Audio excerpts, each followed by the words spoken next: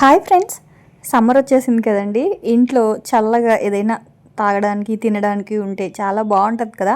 So ఇప్పుడు నేను చూపించబోయే రెసిపీ ఇది నా చిన్ననాటి జ్ఞాపకాలు అనమాట. మనకి మార్చి ఏప్రిల్ వచ్చేసరికి హాఫ్ డే స్కూల్స్ అయితే స్టార్ట్ అవుతాయి కదా. సో హాఫ్ డే స్కూల్స్ అప్పుడు మేము ఎగ్జామ్స్ అయిపోయిన తర్వాత లేదా హాఫ్ డే స్కూల్స్ అప్పుడు ఇంటికి వస్తూ ఉంటే దారిలో అమ్మేవాళ్ళు అనమాట ఈ పాలైస్. చాలా బాగుంటుంది. అప్పట్లో రూపాయి కొనుక్కునే వాళ్ళమి.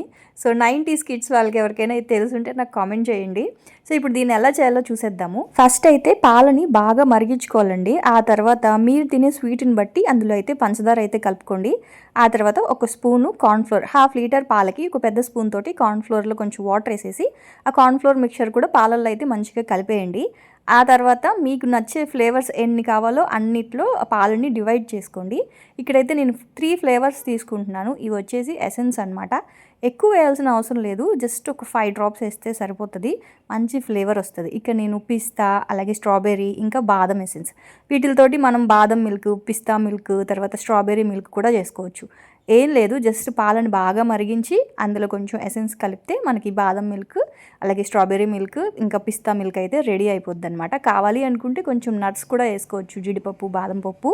చాలా బాగుంటుంది, ట్రై చేయండి. పిల్లలు అయితే బాగా ఎంజాయ్ చేస్తారు. రెసిపీ ఎలా అనిపించింది అనేది కామెంట్ చేయండి. అలాగే ఛానల్ని సబ్స్క్రైబ్ కూడా చేయండి.